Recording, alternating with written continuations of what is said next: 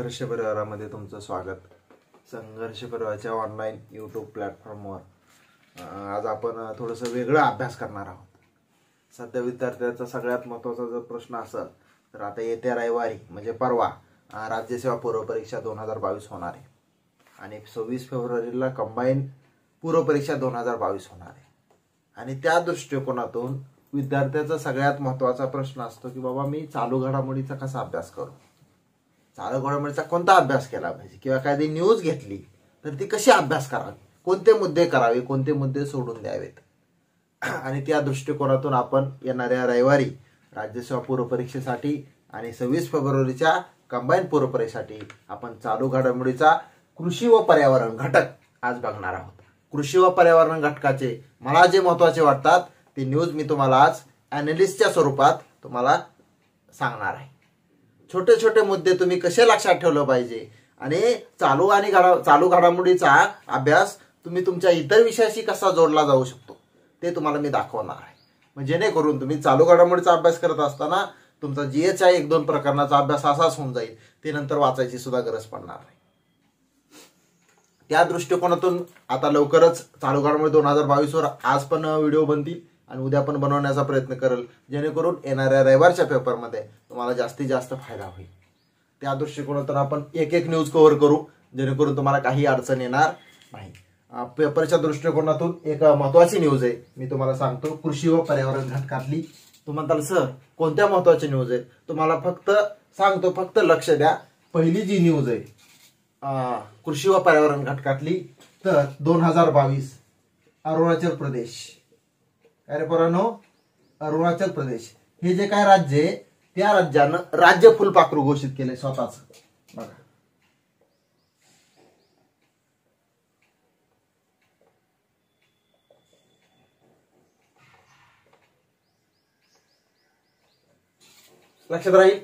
लक्षात राहील ही चालू घडामोडीची 2022 ची न्यूज आहे.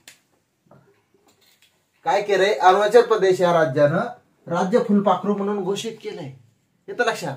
आता तुम्हाला प्रश्न पडला असेल, जर या राज्यानं राज्य फुलपाखरू म्हणजे स्वतःचं फुलपाखरू घोषित केलेलं असेल, स्वतःची ओळख, काय रे पोरांनो, स्वतःची ओळख, बरोबर, तर हे कितवं राज्य आहे, पहिल्यांदा ह्यांनीच केलं का, ह्याच्या आधी कोणत्या राज्यानं फुलपाखरू घोषित केलंय का, तर बघा हे अरुणाचल प्रदेश जे राज्य आहे ते हे फुलपाखरू घोषित करणार 5वं राज्य. कितवं राज्य रे, 5वं राज्य.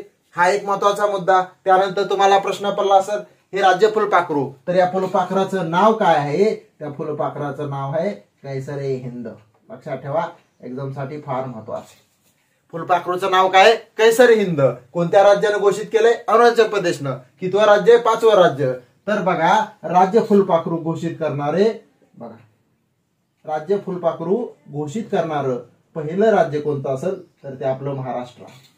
कोणतं रे पोरांनो, महाराष्ट्र. महाराष्ट्रानं कोणतं रे, ब्लू मॉर्मन. लक्षात राहील. महाराष्ट्रानं कोणतं जाहीर केलं होतं फुलपाखरू, ब्लू मॉर्मन. अशी किती राज्य आहेत महाराष्ट्राचं तर तुम्हाला माहिती झालं. दुसरं कर्नाटकचं, कर्नाटक राज्यानं सुद्धा फुलपाखरू घोषित केले, तर त्याचं नाव आहे सदर्न बर्डविंग. बघा, सदर्न बर्डविंग.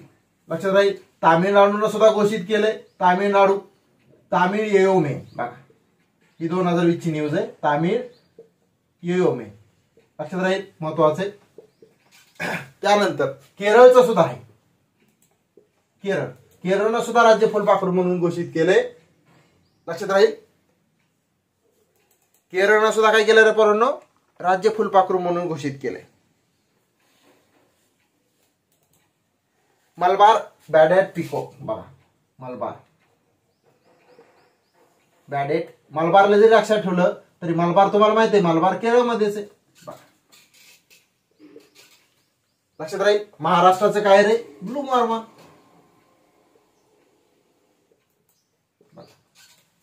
अरुणाचल प्रदेश राज्यानं राज्य फुलपाखरू घोषित केले, ते घोषित करणारा अरुणाचल प्रदेश 5वं राज्य. त्या फुलपाखराचं नाव कैसर-ए-हिंद आहे आणि फुलपाखरू घोषित करणारं पहिलं राज्य जर तुम्हाला माहिती असायला पाहिजे ते म्हणजे महाराष्ट्र, आणि त्या फुलपाखराचं नाव ब्लू मॉर्मन. महत्वाची न्यूज आहे, एक्झामला विचारतील. त्यानंतर असे हे 4 राज्य बघा, हे 5वं राज्य म्हणलं, आधीचे 4 राज्याचे फुलपाखरूची नावं तुम्हाला माहिती पाहिजे आणि राज्य सुद्धा लक्षात ठेवणं गरजेचं आहे. लक्षात राहील. ही फुलपाखरा संबंधीची न्यूज होती. तू म्हणताल सर एवढीच न्यूज आहे का? तर नाही. ह्या न्यूज सोबत तुम्हाला मी अजून एक मोठी न्यूज सांगणार आहे. भारतातलं सर्वात मोठं फुलपाखरू कोणतं, असा एक्झाम्पलला प्रश्न विचारतील, कारण आता ते चेंजेस झाले. बघा इथे लिहितो मी, भारतातले सर्वात मोठे फुलपाखरू. बरोबर.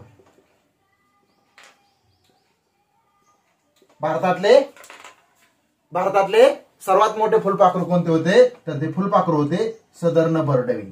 आता चेंज झालंय ते. 2020 ला काय झालं रे? ते चेंज झालेलं आहे.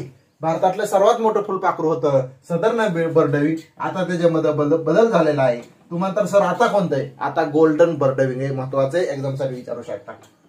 बघा गोल्डन बर्डविंग लक्षात ठेवतात. मोस्ट आयपी एक्झामला विचारू शकतात. म्हणजे फुलपाखराचं नाव आलं म्हणून मी तुम्हाला इथं लगेच दुसरी न्यूज सांगितली त्याच्याशी रिलेटेड. काय रे पोरांनो? त्याच्याशी रिलेटेड आहे. लक्षात राहील. आता हे झालं. त्यानंतर तुम्हाला माहित असेल महाराष्ट्रामध्ये राष्ट्रीय उद्यान 6 आहेत. बरोबर. महाराष्ट्राचं एक असं राष्ट्रीय उद्यान आहे, त्या राष्ट्रीय उद्यानाला फुलपाखराचा स्वर्ग म्हणलं जातं. तिथं सगळ्या प्रकारची तुम्हाला फुलपाखरं आढळतात. फुलपाखरू नाव आले म्हणून त्याचा रिलेटेड अभ्यासाशी सुद्धा आहे. कसा आहे तुम्हाला मी सांगतोय. बघा ही न्यूज क्लिअर झाली, त्यानंतर ही न्यूज क्लिअर झाली आणि जीएसचा कसा मुद्दा आलाय, तर असं कोणतं राष्ट्रीय उद्यान आहे महाराष्ट्रातलं? बघा इथं लिहितो मी, महाराष्ट्रातलं काय रे पोरांनो? राष्ट्रीय उद्यान. त्या राष्ट्रीय उद्यानाचं नाव आहे चांदोली राष्ट्रीय उद्यान. कोणतं रे? चांदोली. बरोबर. महाराष्ट्रातलं 6वं राष्ट्रीय उद्यान आहे ते मी तुम्हाला पुढे मुद्दा क्लिअर करणारच आहे. चांदोली राष्ट्रीय उद्यानाला फुलपाखराचा स्वर्ग म्हणलं जातं. जीएसचा मुद्दा लक्षात ठेवा. फुलपाखराचा काय रे पोरांनो? बघा स्वर्ग झाला तुमचा. जीएसचा एक मुद्दा क्लिअर, महत्वाचा आहे, कारण इथं सगळ्या प्रकारची फुलपाखरं आढळतात. भारतातलं सर्वात मोठं पण आढळतं आणि भारतातलं सर्वात छोटं पण आढळतं. ठीक आहे, झाला मुद्दा क्लिअर. आता आपण दुसरी न्यूज घेऊ. फक्त ही महत्वाची आहे म्हणून तुम्हाला दिलेलं आहे. चला पुढं.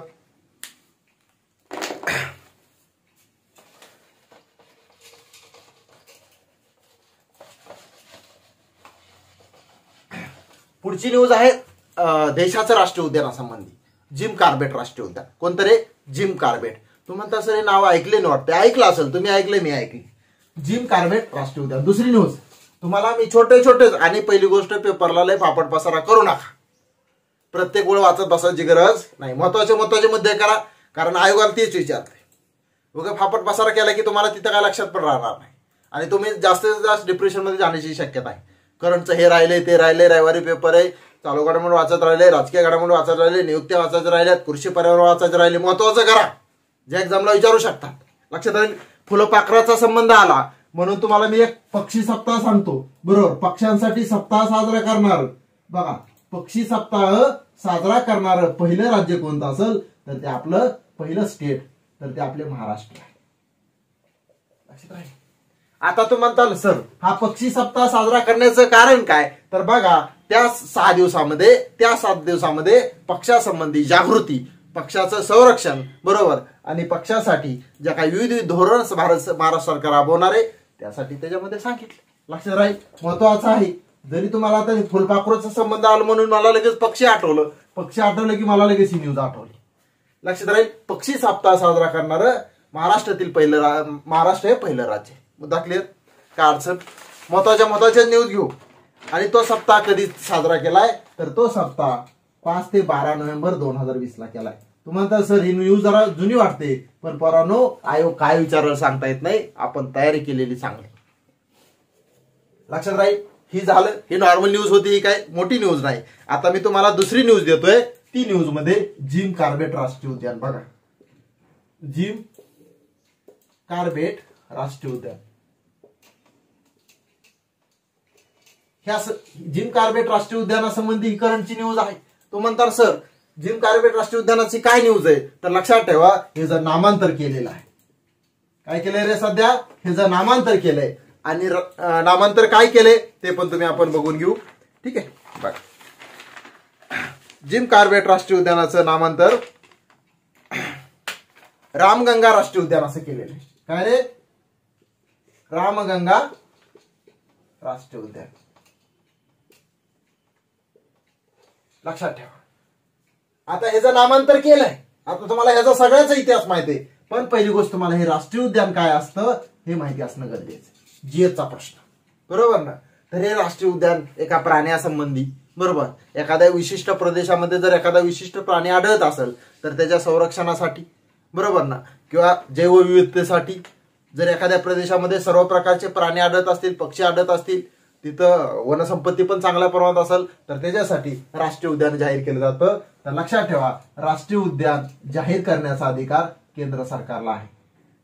लक्षात ठेवा, राष्ट्रीय उद्यान जाहीर करण्याचा अधिकार केंद्र सरकारला आहे. आणि राष्ट्रीय उद्यानाचं क्षेत्रफळ सुद्धा निश्चित असतं. ते क्षेत्रफळ 100 ते 500 चौरस किलोमीटर. किती रे पोरांनो? 100 ते 500 चौरस किलोमीटरचे संबंधित आहे. एक्झामला ह्याच्यावर प्रश्न विचारते. लक्षात ठेवताल, पहिली गोष्ट, राष्ट्रीय उद्यानामध्ये खासगी हस्तक्षेपामध्ये पूर्णपणे मनाई असते. म्हणजे तिथं तुम्ही जाऊन राहू शकत नाहीत. त्याचं लक्षात, तिथं तुम्ही बंगला बांधू शकत नाही, तिथं तुम्ही हॉटेल काढू शकत नाही.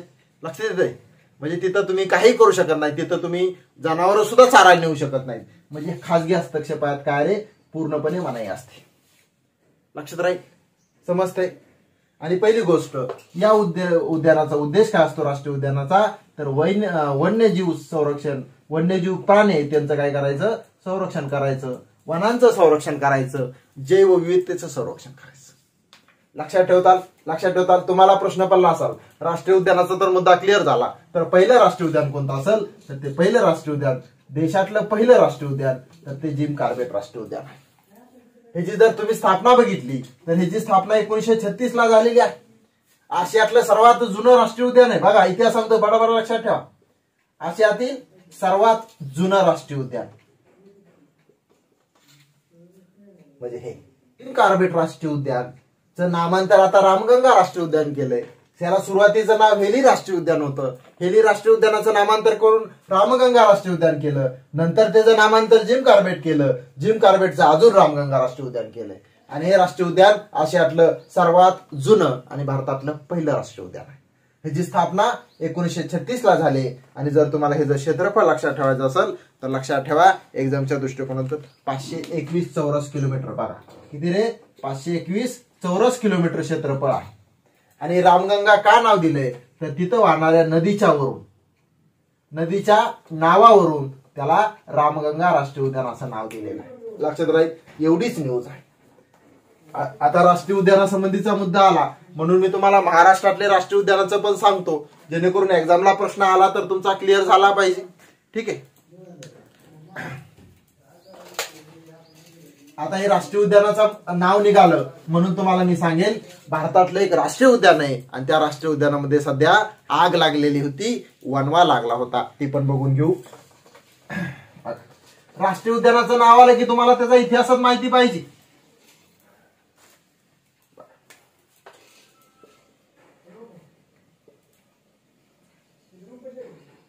राष्ट्रीय उद्यान, ठीक आहे. अरे पोरांनो, राष्ट्रीय उद्यान.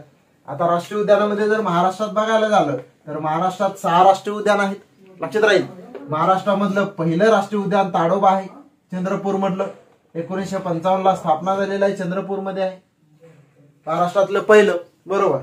महाराष्ट्रातलं सर्वात मोठं जर माहिती असेल, महाराष्ट्रातलं सर्वात मोठं राष्ट्रीय उद्यान किंवा महाराष्ट्रातलं सर्वात छोटं राष्ट्रीय उद्यान हे पण बघायचंय. आणि महाराष्ट्राचं 6वं राष्ट्रीय उद्यान, तर 6वं राष्ट्रीय उद्यान कोणतं असेल तर ते चांदोली राष्ट्रीय उद्यान आहे. 2006 ला स्थापना झालेली. लक्षात राहील. त्यानंतर सर्वात छोटं जे राष्ट्रीय उद्यान आहे ते संजय गांधी राष्ट्रीय उद्यान आहे.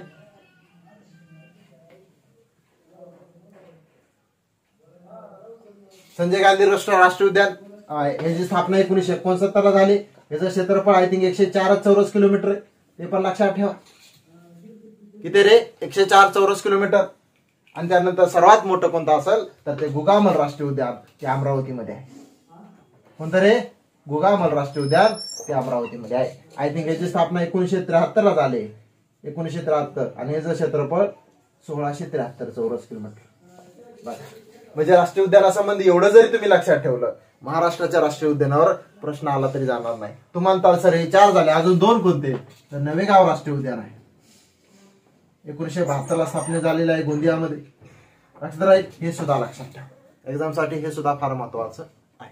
राष्ट्रीय उद्यानासंबंधी हे समजलं. आता मी तुम्हाला सांगितलं सध्या 2022 मध्ये राष्ट्रीय उद्यानाला वणवा लागलाय. वणवा म्हणजे आग लागली, आणि ही आग कोणत्या राष्ट्रीय उद्यानाबद्दल लागली ते पण मी तुम्हाला सांगतो.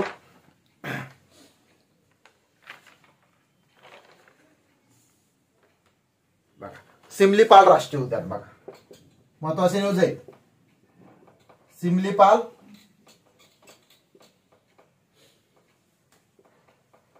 राष्ट्रीय उद्यानाला सध्या काय लागली रे? आग लागलेली आहे 2022 मध्ये. लक्षात ठेवतात. तुम्ही म्हणताल सर हे सिमलीपाल राष्ट्रीय उद्यान कुठे आहे? तर हे सिमलीपाल राष्ट्रीय उद्यान ओडिसामध्ये आहे. जिल्हा जर असेल तर मयूरभंज ह्या जिल्ह्यामध्ये हे राष्ट्रीय उद्यान आहे. लक्षात ठेवताल. आणि हे सिमलीपाल जे नाव आहे ते सिमूल या झाडावरनं पडलेलं आहे. कोणत्या झाडावरनं? सिमूल या झाडावरनं त्याला सिमलीपाल असं राष्ट्रीय उद्यान नाव पडले. महत्वाचं आहे बघा, एक्झामला याच्यावर प्रश्न विचारू शकतात. आणि सिमलीपाल राष्ट्रीय उद्यान कशासाठी प्रसिद्ध आहे? तर हत्तीसाठी. कशासाठी? हत्तीसाठी. जसं इथं वणवा लागलाय तसा सेम निलगिरी पर्वतामध्ये एका उद्यानासंबंधी किंवा अभयारण्यासंबंधी निलगिरी पर्वतामध्ये सुद्धा अशीच एका अभयारण्याला आग लागली. ते अभयारण्य लक्षात ठेवा. ते अभयारण्य पण तुम्हाला एक्झामला जर विचारलं तर फक्त तुमच्या लक्षात असणं गरजेचं आहे. त्या अभयारण्याचं नाव कुलदिशा. बघा काय रे? कुलदिशा. Most IMP. त्यानंतर हे सुद्धा IMP.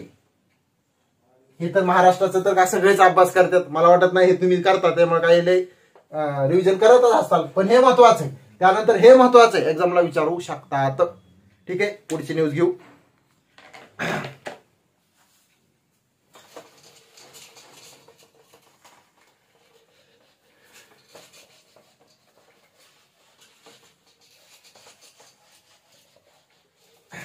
पुढची न्यूज व्याघ्र प्रकल्पाशी संबंधित आहे.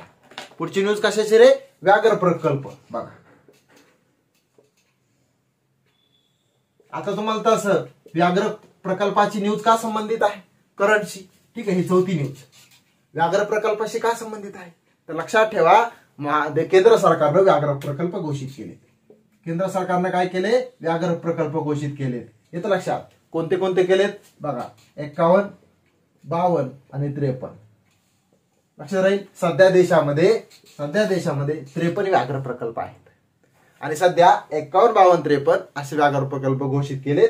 ते 51 व्याघ्र प्रकल्प कोणत्या राज्यामध्ये आहे ते बघा. 52वा कोणत्या राज्यामध्ये आहे आणि 53वा कोणत्या राज्यामध्ये आहे. त्याच्या आधी हे व्याघ्र प्रकल्प वाघासाठी असतात. वाघ या प्राण्याचं संरक्षण आणि संवर्धन करण्यासाठी. बरोबर. आणि वाघ हा आपल्या देशाचा राष्ट्रीय प्राणी म्हणून राष्ट्रीय प्राणी म्हणून 1972 ला काय झाले रे?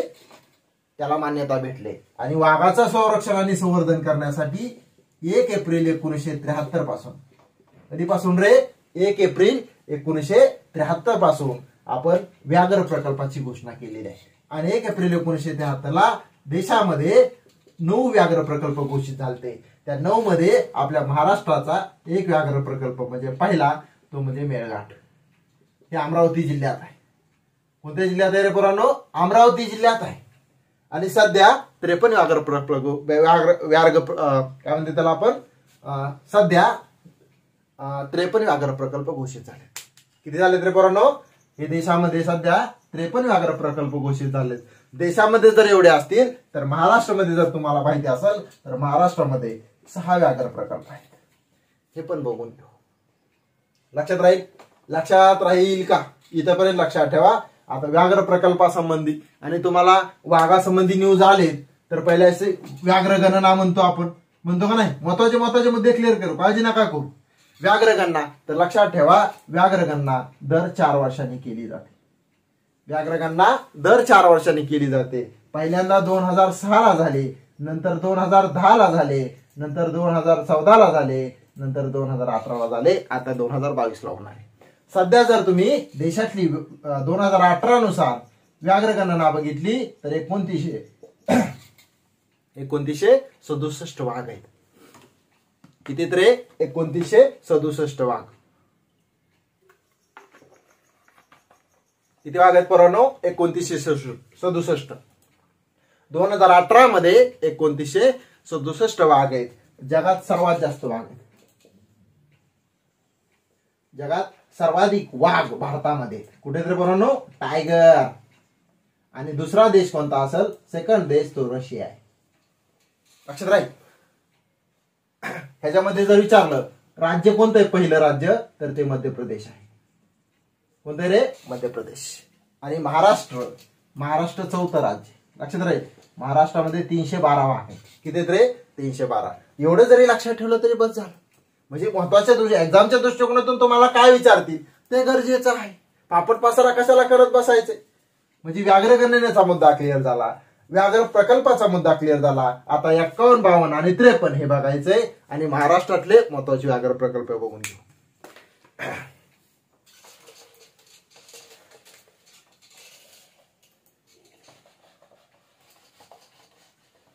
आता तुम्हाला माहिती असेल सगळ्यांना, सगळेजण ते कॉपी करतात. पुष्पा पिक्चर आलाय, श्रीवल्ली आलाय का नाही? तुम्ही गाणं सुद्धा म्हणत असतात, कुणी डान्स सुद्धा करत असेल, कुणी असा स्टाईल सुद्धा मारत असेल. बरोबर आहे का नाही? तर त्याच्या संबंधीच ही व्याघ्र प्रकल्प तुमच्या लगेच लक्षात राहील. कसा सांगतो बघा, नीट लक्षात ठेवा, महत्वाचा आहे. श्रीवल्ली, पुंथूर, मेघमलाई. हा बघा, आपल्याला 51 व्याघ्र प्रकल्प बघायचा आहे. 51 श्रीवल्ली. काय नाव आहे त्याचं? श्रीवल्ली. श्रीवल्ली म्हणजे तुम्हाला पुष्पा लक्षात राहते, तामिळनाडूची लोक. बरोबर.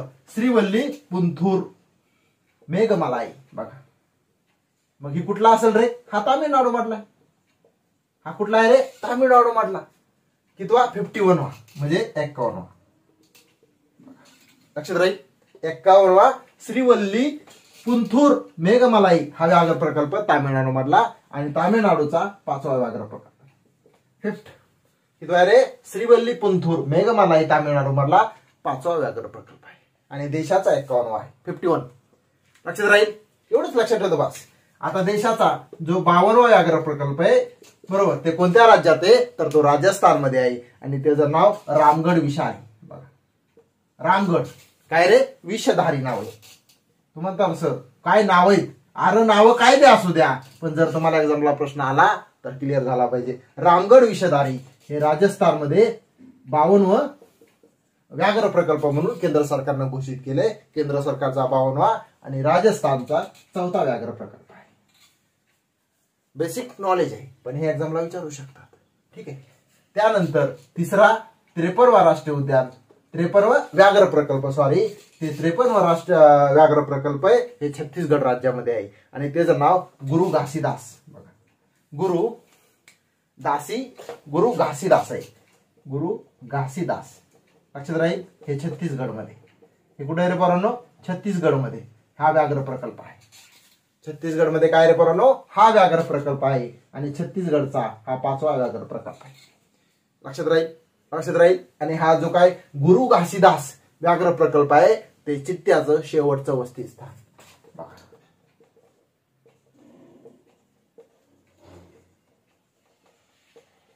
महत्वाचं एक्झामला विचारू शकता. जसं आपला आशियाई सिंह म्हणतो का नाही, आशियाई काय रे भाऊ? सिंह. त्याच्या संबंधी पण आहे न्यूज. लक्षात राहील. हे 51, 52, 53 हे झालं. आणि जर तुम्हाला महाराष्ट्राचे व्याघ्र प्रकल्प लक्षात ठेवायचे असतील, महाराष्ट्राचे व्याघ्र प्रकल्प, तर व्याघ्र प्रकल्प किंवा व्याघ्र दिन जर तुम्हाला माहिती असेल, तर व्याघ्र दिन 29 जुलैला जाहीर केला जातो. कधी रे? 29 जुलैला साजरा केला जातो व्याघ्र दिन. आणि व्याघ्र प्रकल्प महाराष्ट्रामध्ये 6 आहेत. सगळ्यात पहिला मेळघाट व्याघ्र प्रकल्प, जो अमरावतीमध्ये आहे. कुठे रे पोरांनो? अमरावतीमध्ये. महाराष्ट्रातला सर्वात मोठा आहे बरं का. महाराष्ट्रातला सर्वात मोठा आहे. आणि व्याघ्र प्रकल्पामध्ये 6वा जो आहे व्याघ्र प्रकल्प, तो बोरवर्धामध्ये आहे. व्याघ्र प्रकल्प वर्ध्यामध्ये. त्यानंतर तुम्हाला माहिती असेल नवेगाव नागझिरा, गोंदियामधला हा व्याघ्र प्रकल्प तुम्हाला सगळ्यालाच माहिती असेल. बरोबर का नाही? ताडोबा अंधारी हा सुद्धा व्याघ्र प्रकल्प आहे का नाही? त्यानंतर सह्याद्री सुद्धा एक व्याघ्र प्रकल्प आहे. लक्षात राहील. म्हणजे तुम्हाला महाराष्ट्रातले असे व्याघ्र प्रकल्प, जिल्हा आणि तो व्याघ्र प्रकल्प कोणत्या ठिकाणी आहे हे तुम्हाला गरजेचं आहे. एक्झामला जीएसचा मुद्दे ते म्हणजे तुमचा चालू घडामोडीचा अभ्यास तुमच्या विषयाशी कसा संबंधित आहे मी तुम्हाला दाखवून देतोय, जेणेकरून डबल नंतर रिव्हिजन करायची गरज पडणार नाही. हे झालं व्याघ्र प्रकल्पाचा सगळंच मुद्दा क्लिअर केल्यात. आपण थोडंसं आता पुढची न्यूज घेऊ, जेणेकरून काय टेन्शन येणार नाही.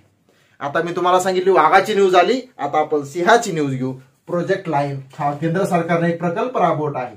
म्हणजे कोणता रे? Project line. तर ते बघून घेऊ. सिंहासंबंधीची न्यूज आहे. ठीक आहे, कशा संबंधीची रे? सिंहासंबंधीची न्यूज.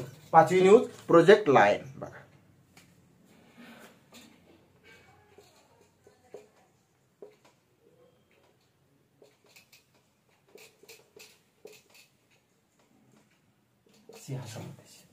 आता प्रोजेक्ट लाईनच्या माध्यमातून केंद्र सरकार काय धोरण राबवणार आहे ते बघावं लागेल.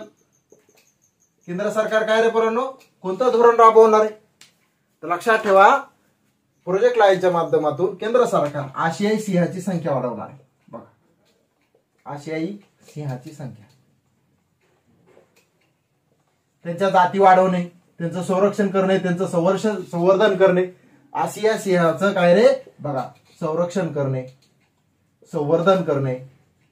लक्षात राहील, त्याच्यासाठी हा प्रोजेक्ट लाईन प्रोग्राम केंद्र सरकारने आयोजित केलेला आहे. लक्षात ठेवताल. आणि तुम्हाला एक माहिती असेल, आशियाई सिंह फक्त गुजरात राज्यामध्येच आढळतात. गुजरात राज्यामध्ये जे गीर अभयारण्य आहे, बरोबर, कोणतं रे? आशियामध्ये एकमेव आशियाई सिंह फक्त गुजरातमध्ये गीर अभयारण्य या ठिकाणी आढळतात. लक्षात ठेवताल. तुम्हाला एक सिंहाची गणना किती वर्षांना होते? तर सिंहाची गणना दर 5 वर्षांना होते. सिंहाची गणना म्हणजे सिंहाची मोजणी किती वर्षांना होते रे पोरांनो? दर 5 वर्षांना होते. लक्षात राहील. पहिल्यांदा सिंह गणना, पहिल्यांदा ह्याची मोजणी कधी झाली? तर आय थिंक 1936 ला झाले. कधी झाले रे पोरांनो? 1936 ला. लक्षात ठेवताल, महत्वाचं आहे. काय अडचण आहे का? एवढं जरी लक्षात ठेवलं तरी बस झालं. ठीक आहे, महत्वाचं आहे. त्यानंतर आपण थोडंसं पुढे जाऊ. त्यानंतर आता हे सिंहाचा प्रश्न निघालाय, त्यानंतर वाघाचा प्रश्न निघाला. त्याच्या संबंधी महाराष्ट्राचा जो काय वन विभाग आहे, बरोबर का, महाराष्ट्राचं वन विभागानं स्वतंत्र असा ध्वज तयार केलाय. जसा आर्मीचा ध्वज असतो, मिलिटरी एअरफोर्सचा ध्वज असतो, येत लक्षात. आपल्या देशाचा सुद्धा ध्वज आहे, महाराष्ट्र पोलिसाचा ध्वज असतो. तसाच महाराष्ट्राच्या वन विभागानं सध्या स्वतंत्र ध्वज तयार केलाय. ही सुद्धा न्यूज तुमच्या लक्षात राहिली तरी बरं होईल. जरी नाही आला पेपरला तरी आपल्याला माहिती असलं पाहिजे. ठीक आहे, चला अजून पुढची न्यूज घेऊ. झाले 5-6 न्यूज झालेत. आता थोडंसं अजून पुढे जाऊ, 10 ते 12 न्यूज कव्हर करण्याचा प्रयत्न करू. आणि राहिलेलं जे न्यूज असतील ते आपण पुढल्या व्हिडिओमध्ये लवकरच येणाऱ्या राज्यासाठी आणि कंबाईनसाठी महत्वाचे आहेत. हैदराबाद या शहराची निवड झाली. बघा, 6वी न्यूज. हैदराबाद. तुम्हाला सर हैदराबाद शहराची निवड झाली कशासाठी? तर हैदराबाद शहराची निवड झाली, बघा कशासाठी झाले? दी सिटी ऑफ द वर्ल्ड, बरोबर, दी सिटी ऑफ द वर्ल्ड यासाठी. एकच मिनिट थांबा.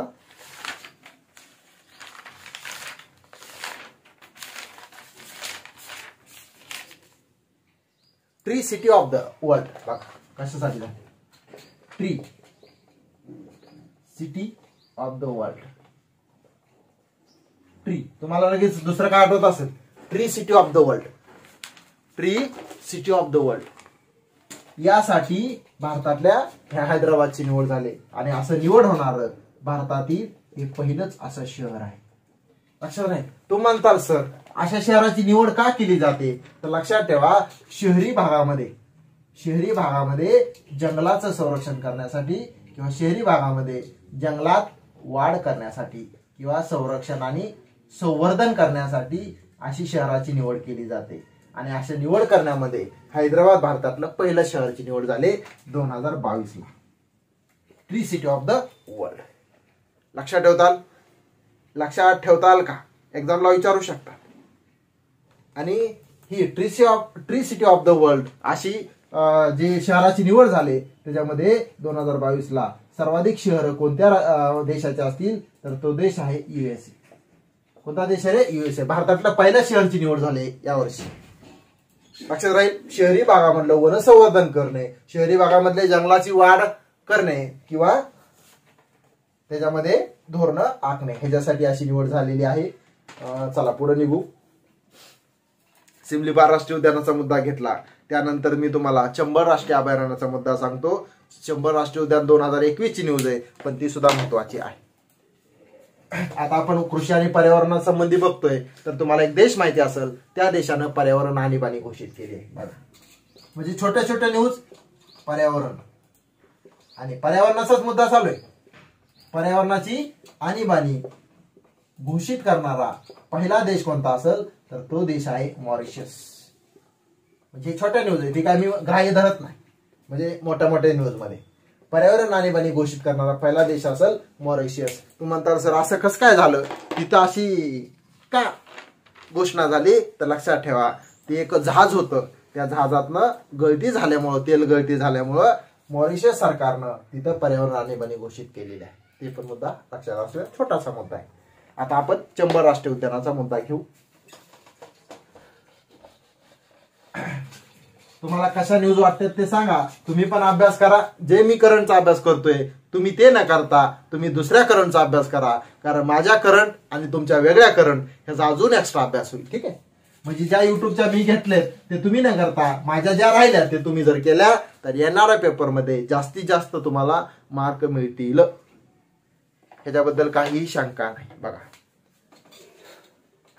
चंबळ राष्ट्रीय अभयारण्य हे देशाचं अभयारण्य, चंबळ राष्ट्रीय अभयारण्य. आता तो म्हणता सर ही न्यूज का महत्वाची चंबळ राष्ट्रीय अभयारण्याची, बरोबर आहे का?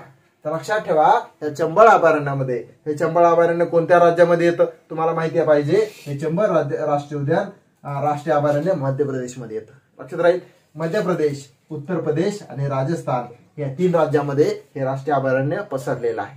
पण सगळ्यात जास्त वाटा मध्य प्रदेशमध्ये आहे, म्हणून हे मध्य प्रदेशमध्ये काय केलं जातं रे, ग्राह्य धरलं जातं. लक्षात ठेवताल का? तर लक्षात ठेवा, या राष्ट्रीय उद्यानाला इको सेन्सिटिव्ह झोनचा दर्जा दिलेला आहे. Eco sensitive zone, eco sensitive zone. लक्षात, इको सेन्सिटिव्ह झोन महत्वाचं आहे, एक्झामला विचारू शकतात. तुम्हाला सर हे काय असते, तर लक्षात ठेवा, या अभयारण्यामध्ये 0 पासून 2 किलोमीटर पर्यंत खाजगी हस्तक्षेपास किंवा 2 किलोमीटर पर्यंत निवासी राहणे, बरोबर, तिथं हॉटेल काढणे, तिथं उद्योग काढणे, रेस्टॉरंट काढणे, ह्याच्यामध्ये रेस्टॉरंटसाठी पूर्णपणे बंदी घालण्यात आलेली आहे. तिथं तुम्ही म्हणजे चराई सुद्धा करू शकता. पर्यावरणाशी संबंधित प्रतिबंधक असं इको सेन्सिटिव्ह झोन असा अधोरेखित झालाय. चंबळ राष्ट्रीय अभयारण्याला इको सेन्सिटिव्ह झोनचा दर्जा भेटलेला आहे. लक्षात राहील. आणि इको सेन्सिटिव्ह झोन बद्दल कुठंही असं काही कोणत्या कायदा नाही किंवा इको सेन्सिटिव्ह झोन साठी सरकारनं अजून तरी कायदा केलेला नाही. आणि जो पर्यावरणाचा कायदा आहे, पर्यावरणाचा जो काय कायदा आहे, पर्यावरण संरक्षण कायदा 1986, ते 1986च्या कायद्यामध्ये सुद्धा सांगितलंय केंद्र सरकार एखाद्या विशिष्ट प्रदेशामध्ये एखाद्या काही विशिष्ट गोष्टीसाठी प्रतिबंध करू शकते. पण पर्यावरण कायद्यामध्ये सुद्धा कुठेही इको सेन्सिटिव्ह झोनचा उल्लेख नाही. लक्षात राहील का? ही एवढीच न्यूज आहे, पण महत्वाचे एक्झामला विचारू शकतात. त्यानंतर एक धरणासंबंधी न्यूज आहे 2022. 2 राज्यामध्ये धरणाचा वाद चालू आहे, बरोबर आहे का? तर ते बघून घेऊ. ही झाली 6 न्यूज. आता पुढच्या न्यूज घेऊ. मुल्ला पेरियार धरण. तुम्ही म्हणताल सर हे महत्वाचंच आहे का? बाबांनो, मला तर वाटतंय महत्वाचं. तुम्ही रिव्हिजन करून जायला काय हरकत नाही. असं पण काय अर्धा पाऊण तास कुठं जात नाही, तर ती पण बघून घेऊ. मुल्ला पेरियार धरण. बघा, 7वी न्यूज. मुल्ला पेरियार. पेरियार ही नदी आहे, मुल्ला पेरियार धरण.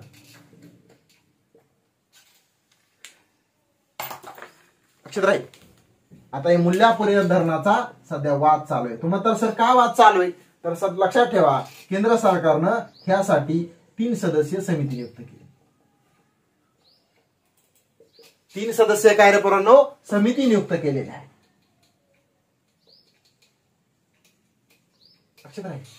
आता हे केरळ आणि तामिळनाडूचा वाद आहे. केरळ व तामिळनाडू राज्य सरकारचा वाद चालू आहे. हे लक्षात.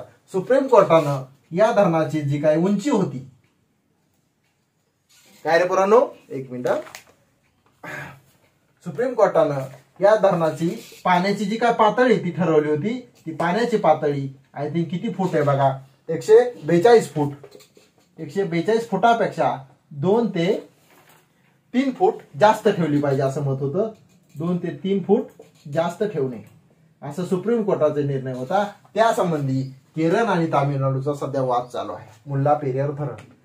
आणि केंद्र सरकारकडे तशी तक्रार केल्यानंतर केंद्र सरकारनं 3 सदस्यीय समिती नियुक्त केलेली आहे. तुम्हाला जर प्रश्न विचारला मुल्ला पेरियार धरण कुठे आहे, तर ते केरळमध्ये आहे, लक्षात राहील.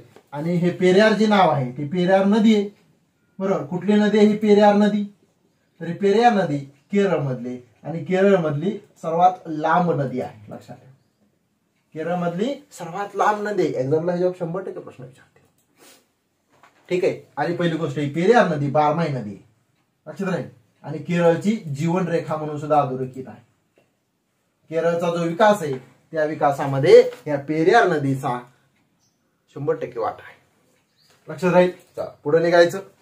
छोटी न्यूज होती पण महत्वाची आहे. त्यानंतर तुम्हाला माहिती असेल भारतामध्ये हिंगाची शेती केली जात नाही. 2021चा करंटची न्यूज आहे. हिंगाची शेती भारतामध्ये केली जात नाही. भारतामध्ये प्रथमच हिंगाची शेतीसाठी सुरुवात झालेली आहे. आणि भारतात पहिली हिंगाची शेती हिमाचल प्रदेश राज्यानं चालू केलेली आहे. म्हणजे छोटी न्यूज ही काय 7 न्यूज मध्ये येत नाही, अशा छोट्या न्यूज भरपूर घेतल्यात मी. हिमाचल प्रदेशनं हे पहिल्यांदा हिंगाची शेती चालू केली. ते राज्य सुद्धा तुम्हाला एक्झामला विचारू शकतात. चला पुढे निघू. छोट्या छोट्या न्यूज भरपूर कव्हर केलेत. त्यानंतर आपण आता प्राणी बघितले, वाघ बघितलं, हत्ती बघितलं, लक्षात येत आहे. त्यानंतर सिंह सुद्धा बघितलं. आता आपण हिमबिबट्या संबंधी सुद्धा एक छोटी न्यूज आहे बघा. हिमबिबट्यासाठी जो हिमालयातला बिबटा आहे त्या प्राण्याचं संवर्धन करण्यासाठी हिमबिबट्याचं पहिलं संवर्धन केंद्र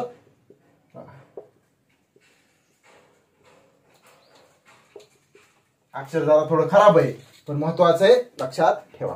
हिमबिबटाचं पहिलं संवर्धन केंद्र उत्तराखंड सरकारनं तयार केलेलं आहे.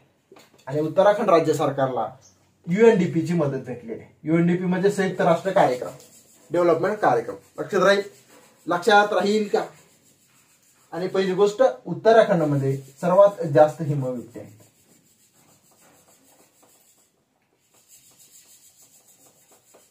मुद्दा क्लिअर. म्हणजे ही एक छोटी न्यूज, त्यानंतर ही एक छोटी न्यूज, ह्याच्यासोबत ह्या 2 न्यूज करून घ्या, एक्झाम साठी एक्स्ट्रा फायदा होऊन जाईल. ठीक आहे. आता तुम्हाला मी एक अहवाल सांगणार आहे.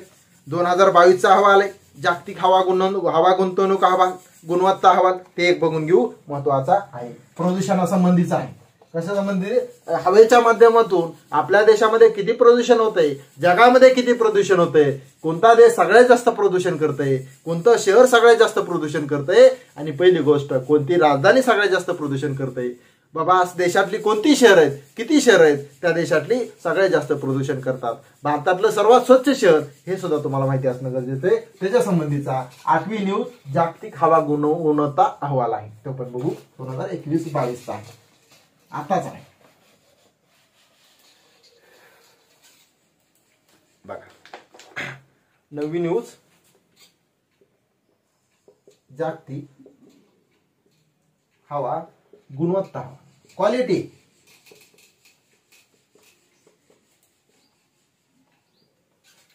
किती सारे? 2022. तुम्ही म्हणताल ही जागतिक हवा गुणवत्ता अहवाल कोणती संस्था प्रकाशित करते, तर त्या संस्थेचं सुद्धा नाव लक्षात ठेवा, IQAir. बघा काय नाव आहे? IQAir ही संस्था काय करते? ते प्रकाशित करते. लक्षात राहील. आणि पहिली गोष्ट शहरांची सुद्धा यादी आली. लक्षात राहील. जी 30 शहर आहेत, 30 शहरापैकी भारतातली 22 शहरं प्रदूषित आहेत. लक्षात ठेवताल किती?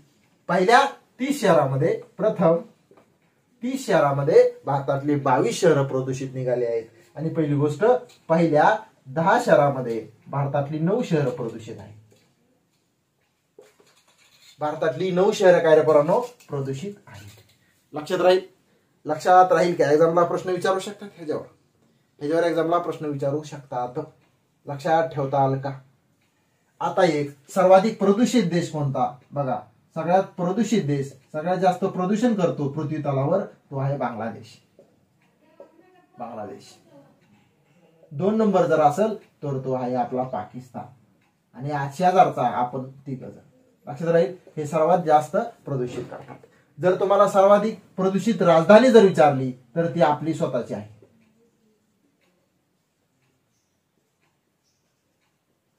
सर्वाधिक प्रदूषित राजधानी कोणती असेल तर ती आहे दिल्ली. लक्षात राहील का? बघा, देश झाला, राजधानी सुद्धा झाली. आता सर्वाधिक प्रदूषित शहर बघा, सर्वाधिक प्रदूषित शहर, तर ते पहिलं प्रदूषित आणि पहिले 2 लक्षात ठेवा.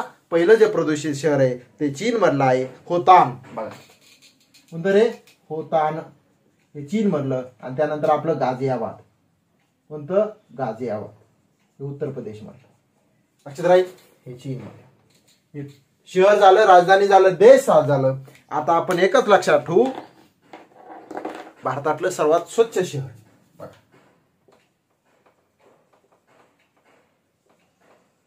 भारतातलं सर्वात स्वच्छ शहर कोणतं असेल तर ते सतना, मध्य प्रदेश मध्ये येते, एमपी मध्ये सतना येत लक्षात. आणि 2 नंबर असेल तर ते म्हैसूर.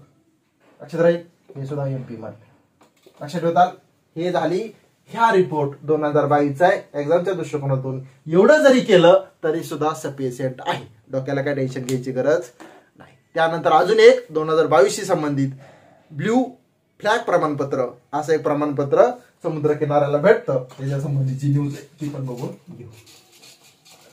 आता ती झाली 10वी न्यूज. त्यानंतर अभयारण्याचा मुद्दा आहे, ती करू 11वी न्यूज. ठीक आहे, 11-12 न्यूज आज आपण कव्हर करू. आणि पहिली गोष्ट, हा न्यूज नीट बघा, अनालिसिस करा, स्वतःचे छोटे मुद्दे काढा आणि पेपरच्या आधी तुम्ही काय करा रे, हे वाचा, ऐका, जेणेकरून पेपरच्या आधी 1 दिवस जरी हे ऐकलं तरी सुद्धा, आणि जर आयोगाने हे जो प्रश्न काढण्याचा प्रयत्न केला, तुमचा एकही मार्क जाणार नाही. एवढं सुटसुटीत एवढे छोटे छोटे मुद्दे मी तुम्हाला दिलेत. ह्यानंतर तुम्ही ह्या मुद्द्याचं मला वाटत नाही पुस्तकाचा अभ्यास करावा, गरजच नाही. पुस्तकाचा अभ्यास करण्याची आवश्यकताच नाही. ठीक आहे.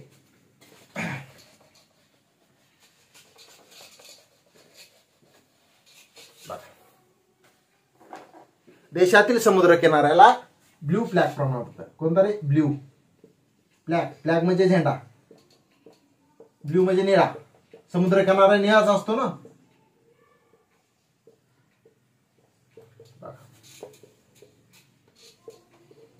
काय रे? ब्ल्यू फ्लॅग प्रमाणपत्र भारतातील समुद्र किनाऱ्याला असा दर्जा भेटलेला आहे. लक्षात राहील. तुम्ही जर 2020-21 चा जर चांगला अभ्यास केला तर 2021 ला एकाच वेळी, बरोबर, एकाच वेळी समुद्र किनारा, एकाच वेळी किती समुद्र किनाऱ्याला असं प्रमाणपत्र भेटलं माहितीये? एकाच वेळी 8 समुद्र किनाऱ्याला असं प्रमाणपत्र मिळालेला भारत हा पहिला देश होता. भारत हा पहिलाच देश होता. लक्षात ठेवताल. लक्षात ठेवताल. 8 समुद्र किनाऱ्याला हा प्रमाणपत्र भेटलंय, ब्ल्यू फ्लॅग प्रमाणपत्र. तुम्हाला सर हे काय सांगतो, पहिल्यांदा हे तरी बघून घ्या. लक्षात येते, ब्ल्यू फ्लॅग प्रमाणपत्र एकाच वेळी 8 समुद्र किनाऱ्यात भेटणारा भारत हा पहिला देश आहे. आणि पहिली गोष्ट, ब्ल्यू फ्लॅग प्रमाणपत्र भारत जो मिळवलाय तो आशियातला 4था देश. पहिला देश नाही, आशियातला कितवा देश आहे रे? 4था देश आहे. हे लक्षात ठेवा, मोस्ट IMP आहे. ठीक आहे. देशामध्ये असे समुद्र किनारे किंवा जगामध्ये असेचे काय समुद्र किनारे आहेत तर बघा, आता 2022 मध्ये तामिळनाडूच्या एक समुद्र किनाऱ्याला असा दर्जा भेटलाय आणि त्यानंतर पदुच्चेरीच्या एक. लक्षात येते, कारण पहिल्यांदा 8 जणांना भेटला होता 8 समुद्र किनाऱ्याला, त्यानंतर हे झालं 9वं आणि हे झालं 10वं. म्हणजे सध्या देशामध्ये 10 समुद्र किनाऱ्याला असा ब्ल्यू फ्लॅग प्रमाणपत्र दर्जा भेटलेला आहे. बघा, तामिळनाडूचं कोणतं ते बघून घेऊ. तामिळनाडूचं जे आहे, तामिळनाडूचं कोवलम, बघा कोणत्या समुद्राला रे? कोवलम या समुद्र किनाऱ्याला असा दर्जा भेटलाय. आणि पदुच्चेरी म्हणलं ईडन.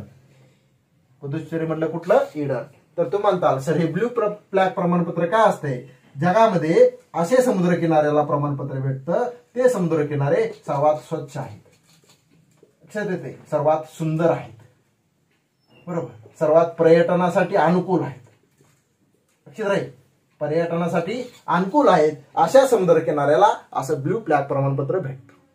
लक्षात राहील. तर तुम्ही म्हणताल सर असं जर प्रमाणपत्र भेटत असेल तर त्या संस्थेचं नाव सुद्धा तुम्हाला माहिती असणं गरजेचं आहे. FEE. तुम्ही म्हणता सर हे काय आपण एबीसीडी शिकवतोय का? तर एबीसीडी नाही, foundation for environmental education. Environmental education ही संस्था काय करते? असा दर्जा देते. लक्षात राहील का? एक्झामच्या दृष्टिकोनातून फार महत्वाचं आहे. लक्षात ठेवताल का? आणि पहिली गोष्ट ही संस्था पहिल्यांदा 1985 ला फ्रान्स देशातील समुद्रकिनारा असा दर्जा द्यायची. पण 2021 पासून युरोपा बाहेरचे देश आहेत बघा, युरोपा बाहेरच्या देशांना सुद्धा काय केलं रे असं प्रमाणपत्र फाउंडेशन फॉर एन्व्हायरमेंट एज्युकेशन ही संस्था द्यायला लागली. महत्वाची न्यूज आहे. मोस्ट IMP असू द्या लक्ष, आमचाच पक्ष. चालू घडामोडी झाल्या. आय थिंक किती न्यूज कव्हर केलेत? आता तुम्हाला 10 न्यूज कव्हर केलेत. अजून थोडेसे राहिलेत ते पण बघून.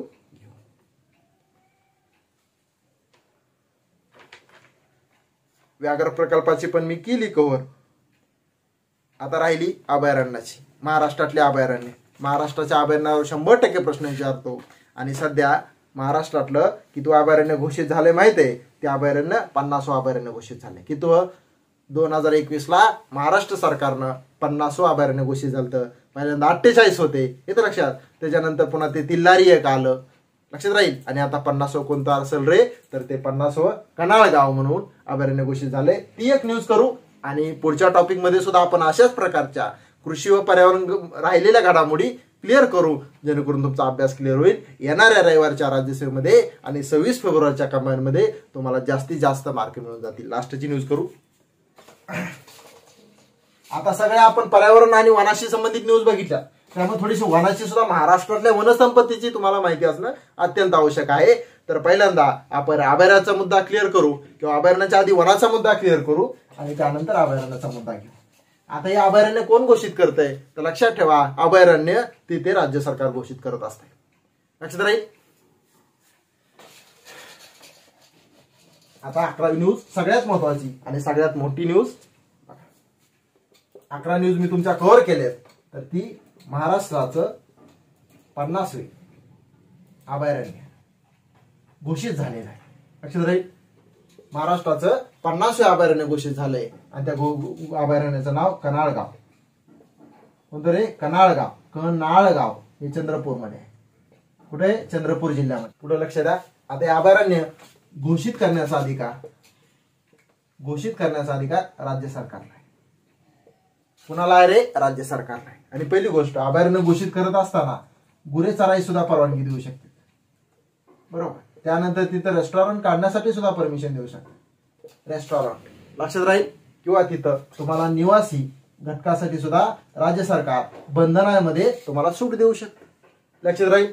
जर तुम्ही विचारलं महाराष्ट्रातलं पहिलं अभयारण्य कोणतं, तर ते महाराष्ट्रातलं राधानगरी कोल्हापूर मधलं जे अभयारण्य आहे ते पहिलं अभयारण्य आहे. लक्षात राहील. बरोबर. महाराष्ट्रानं वनासाठी महाराष्ट्र वन्यजीव कायदा केलेला आहे. तो वन्यजीव कायदा 1972चा आहे. कधीचा आहे रे? वन्यजीव कायदा 1972चा आहे. आणि आता आपण अभयारण्याचं बघतोच आहे. तर असा कोणता प्रशासकीय विभाग आहे? त्या प्रशासकीय विभागामध्ये सगळ्यात जास्त अभयारण्य आहेत. तर लक्षात ठेवा, सर्वाधिक प्रशासकीय विभाग जिल्हा असलेला अभयारण्याचा तर तो अमरावती. कोणता रे? अमरावती. महत्वाचे अभयारण्य आज आपण क्लिअर करणारच आहोत. तरी पण हे लक्षात ठेवा, सर्वाधिक प्रशासकीय विभाग असलेला अभयारण्य तर तो आहे अमरावती. लक्षात राहील. समजतं इथपर्यंत काय अडचण? लक्षात ठेवता. आणि पहिली गोष्ट, वनाचाच अभ्यास करत असताना महाराष्ट्रामध्ये जी काय वन आहेत ती 20.13%. लक्षात राहील. शेती क्षेत्रानंतर बघा, कृषी क्षेत्रानंतर दुसऱ्या क्रमांकाचं जर क्षेत्र असेल तर ते आहे वनक्षेत्र महाराष्ट्राचं. आणि पहिली गोष्ट, देशाच्या महाराष्ट्रामध्ये फक्त 8% वन आहेत. किती टक्के वन आहेत रे? 8% वन आहेत. लक्षात राहील. आणि तुम्ही महाराष्ट्रामध्ये जे काय वनाचं प्रमाण आहे ते प्रमाण सुद्धा कसं आहे रे? असमान आहे, बरोबर. तुम्ही बघा, विदर्भामध्ये हे प्रमाण जास्त दिसतंय, विदर्भ आणि कोकणमध्ये. तर तुम्ही मराठवाड्यात गेलात हेच प्रमाण तुम्हाला मायनस मध्ये दिसेल. लक्षात राहील. आणि एक सगळ्यात, आता तुम्हाला एक माहिती पाहिजे, सर्वाधिक वनाचे जिल्हे पण विचारू शकता. सर्वाधिक वनाचे जिल्हे तर ते आपले गडचिरोली, तुम्हाला सगळ्यांनाच माहिती. गडचिरोली पहिले 5 तरी लक्षात ठेवा. गडचिरोली झाला, त्यानंतर रत्नागिरी झाली, दुसरा रत्नागिरी, तिसरा चंद्रपूर, बरोबर, चौथा अमरावती आणि 5वा ठाणे. लक्षात ठेवा पहिले 5 जिल्हे वनासाठी सर्वाधिक वन असणारे ठाणे. लक्षात राहील. सर्वाधिक वनाचा गडचिरोली, रत्नागिरी, चंद्रपूर आणि सर्वात कमी वन मुंबई शहर. सर्वात कमी वन कुठे आहेत रे? मुंबई शहर. आणि त्यानंतर लातूर. त्यानंतर कोणतं रे? लातूर. लक्षात राहील. लक्षात ठेवताल. आणि पहिली गोष्ट, केंद्र सरकारनं वन धोरण सुद्धा जाहीर केलेत. केंद्र सरकारनं काय केलेत रे? आतापर्यंत वन धोरण किंवा वनांचं प्रमाण वाढवण्यासाठी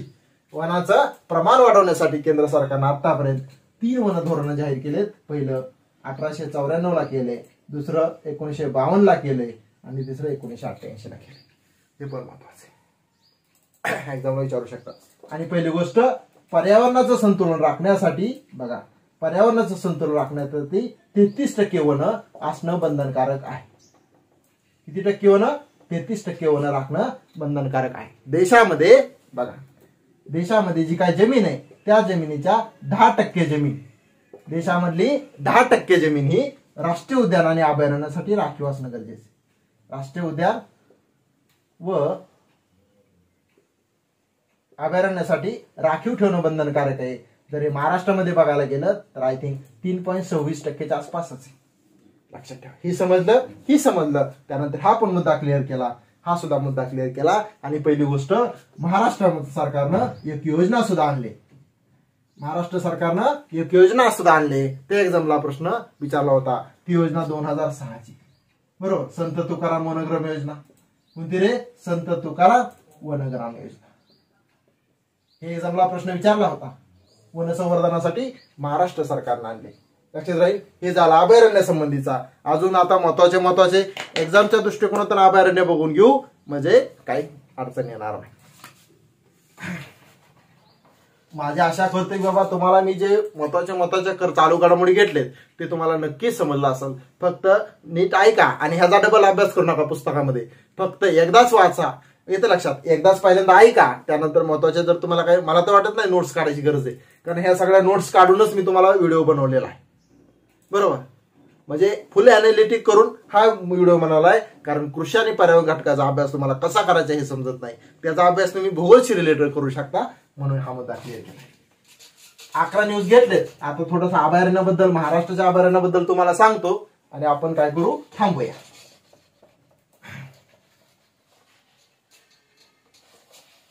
आता अभयारण्याचा मुद्दा आलाय म्हणूनच सांगतो, ठीक आहे. महाराष्ट्रातले काय महत्वाचे अभयारण्य तुम्हाला लक्षात ठेवावं लागतील. महाराष्ट्रातले काय रे पोरांनो महत्वाचे अभयारण्य तुम्हाला असे कोणते? सर बघा, मोरासाठी स्पेशल, मोरासाठी अभयारण्य कोणते? नायगाव आहे का नाही? कोणतं रे? नायगाव. तर ते कुठे? बीड मध्ये आहे का नाही? त्यानंतर हरणासाठी कुठे? सागरेश्वर, सांगलीमध्ये.